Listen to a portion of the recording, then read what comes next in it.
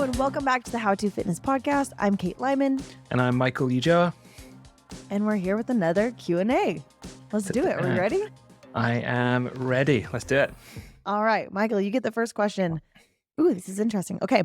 How do I optimize my hormones and fitness, especially for people over 30? This question made me laugh because it made it sound like over 30 was really old and your hormones just start breaking. We've hit 30. It's downhill from here. Yeah. So this question intrigues me is probably the best way to describe it, mostly because a lot of people on social media will tell you to focus on your hormone. I am a coach that helps you fix your hormones along with your gut or whatever other nonsense these people are trying to sell you. A lot of the time you don't need to worry about your hormones. Like the large majority of people don't need to worry about your hormones.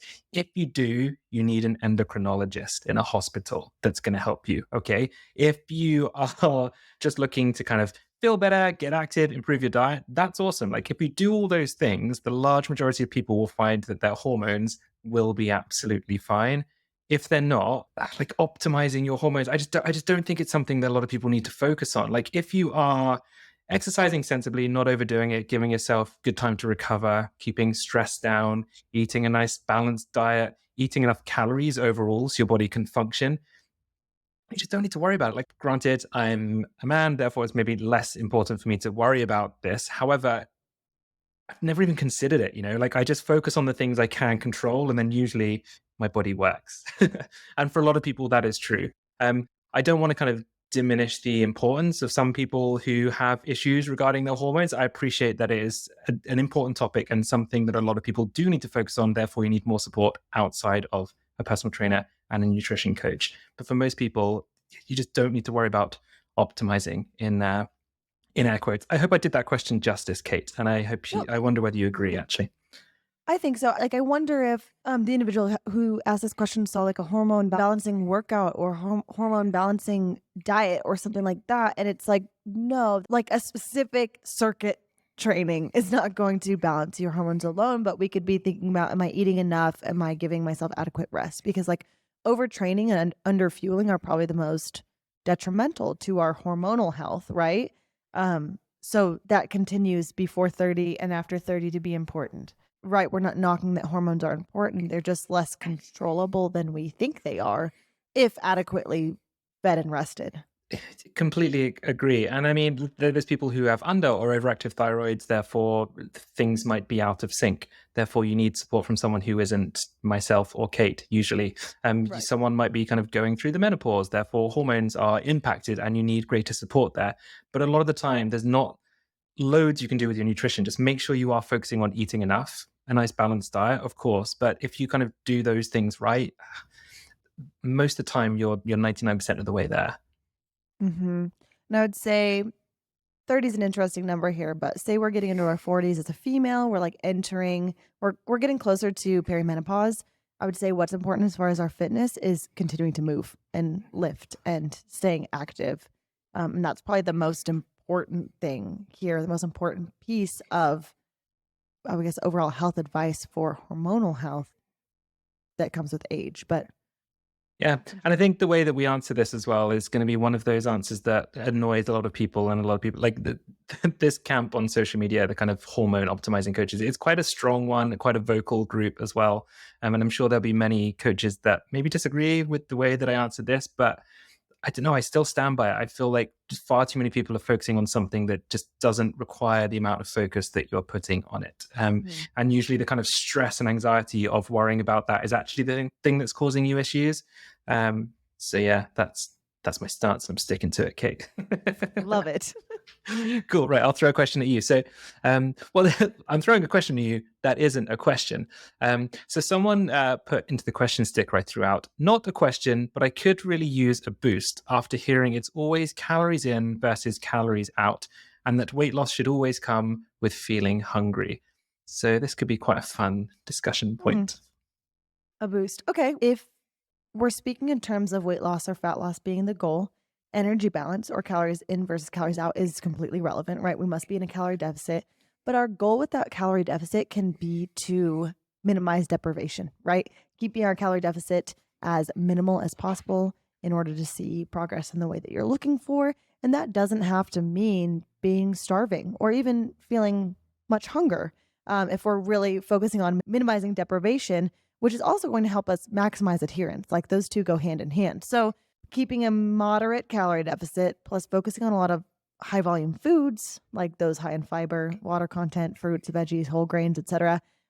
Eating enough protein, like those things, the way we approach our deficit and the way we approach our food choices can really help minimize any hunger that was going to be present, that would be present for us. But also, I hear you. I very much grew up with like that awful, awful saying. I'm sorry to even repeat it, but like, if you want to be skinny, you got to be hungry. Like, I can't tell you how many times I've been told that throughout my life, which is just awful. It's like, how are you supposed to not grow up with issues around food when you're told that all the time, right? But also, it's just not true. So maybe that can be the boost you need. Just Yeah. put that out of your mind. Calories in versus calories out is one of those sayings that you just see thrown about the fitness industry so much. Like the rule stands, right? The laws of thermodynamics stands. Like that is what controls our body weight.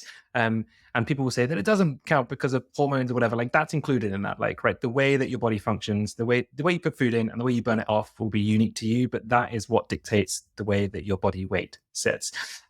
However, as a statement on its own, it's just incredibly unhelpful. And I don't know if demotivating is the right word, but it's just unhelpful in its entirety. And so I would always say, like, yes, that is the foundation there. However, just start focusing on the habits and improving your diet and finding the exercise you enjoy. You know, all those things me and Kate bang on about all the time that people are probably very bored of us saying because it's so important. But if you focus on the habits that you're doing rather than the calories in, calories out, just having a personal trainer shout that at you nonstop, it's just unhelpful. So yeah, hopefully we've given you some some sort of a boost there. If we haven't, get back in touch and we'll try again. Well, yeah, we'll try again. Well, new iteration. All right. I was curious to hear about supplements and their safety given they aren't FDA certified. How do you know when something is safe? So this might be one of those times where Kate's answer and my answer is different because of where we live or where we coach from Like throwing mostly. an FDA question at you.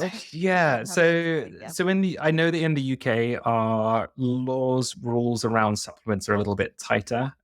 Therefore, the large majority of supplement companies that you see will be safe. There'll be some dodgy ones out there. I'm sure there are. There's been many research papers into what's actually in supplements that supplement companies are selling, and a lot of the time it's not legit. However, in terms of the UK, I'll let Kate answer for the US. The UK, like most of the large brands, if you stick to those, you're pretty safe because they are pretty well regulated. You can also find, I can't remember the name of it now that I'm talking about this. Certain supplement companies, I think we've spoken about this actually in a previous Q&A, will have extra testing for certain supplements as well. So if you are an athlete who is going to be drugs tested, you can choose those that go through more rigorous testing. So if you are a little bit unsure, then those are always quite a good option to choose for, because at least you definitely know you're getting what you're supposed to be getting. I'll hand it over to you, Kate, for the for the US one. All right. Yeah. So in the US, we have probably fewer regulations than you over in the UK. FDA does not certify or like regulate supplements very much. So there is third party testing that I think this feels like it's the same for both the UK and the US that can help you know if a supplement is more regulated. This third party testing is going to tell you if there's any like prohibited substances in a supplement, and it's going to help make sure that the ingredients listed in the supplement are actually those in the supplement, because without a lot of regulation, we don't always know that that's true. So one of the website that I know of is that NSF certified for sport. You can go and look up a supplement there, and that's what I would suggest.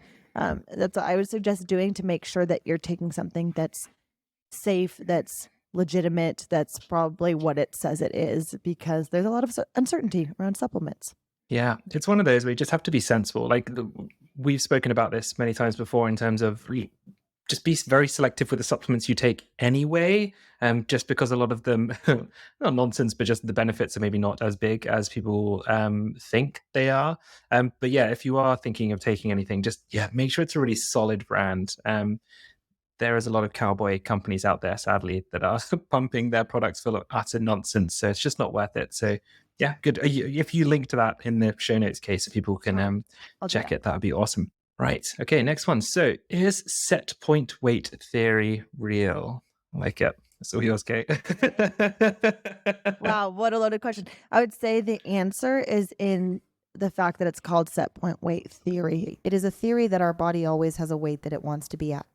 And that if we lose weight or gain weight, our body works really hard to get back to that weight no matter what. And I think that set point weight theory can be used as a reason that we like cannot lose weight or cannot gain weight. And it's like almost this rule of nature that makes it prohibitive for us to make changes to body weight or composition. So the theory is rooted in reality. Our body kind of think of it as like homeostasis. Our body has a place where it's going to be really comfortable, where it's going to almost like operate optimally at a certain weight or composition, and our body is going to try to get there as like a thermostat, like trying to keep a homeostasis at that weight. But it's not. But we have tools like knowing about energy balance and eating more, eating less, and or changing energy expenditure that's going to help us combat that desire to be at a certain comfortable weight. But there's effort required to get there. I don't know. Would you say that you agree with Yeah, that? yeah, So I like think so. it's valid that our body wants to be at this comfortable weight, but it's not law. Agree. I think it's probably more of like a set point, set range weight might be the best way to Yeah, describe it. exactly. So often there's usually like a range that maybe your body would like to sit at, but there is definitely some flexibility there. Like in terms of like personally, I've changed my body weight in terms of body fat and muscle size a few times. Like there is ways to adjust that. You may just find that it's not a point, an exact number that your body wants to get to. It might just be like a range, and for everyone, that range might be completely different for many factors. So yeah, as Kay said, it's a theory, so take it with a kind of bucket load of salt. Yeah. But yeah, that's what I'd say. I'd probably say it's more like a range rather than a point, but I'm Yeah, sure. that's good. Yeah. Yeah. And I wouldn't say it's like a nonsense theory, like a BS theory. Like it's rooted in what we know to be true as far as like this homeostasis within our bodies. But I would say also like it's very possible with time to kind of change where your body's comfortable based on body composition, right? Like you could have more muscle and weigh more and be leaner and be comfortable in that spot or in that range because over time you've kind of changed body composition. I know I've experienced that for myself, and I know that plenty of people I've worked with have as well. But I would say with time, a lot more is possible. But the set point weight theory maybe applies more to like fast and short changes, like rapid weight loss. That's probably not sustainable. Your body's going to gain that back. Yeah, I think, and just to add into that as well, like as we get older, things change. So like our habits will change, our body as it ages, kind of hormonal changes will happen. Bringing it back to that point we spoke about earlier, like all these different things will happen. Therefore, that point or range is going to shift. Yeah, I think you answered that well, Kate. I don't think we're going to get too many people shouting angry things at us. Hopefully. Yeah, good. I get nervous about that. Okay. Last question. Last question. Any tips with always wanting to eat a lot and often? Yeah, I'd say like if you prefer to eat a lot and often, eat a lot and often. But once again, this is kind of depends on your situation and activity levels and the way that you like to eat. A lot of the time, people will be really hungry and want to eat all the time because they're over restricting, and that's their body trying to signal to them that maybe they need more food.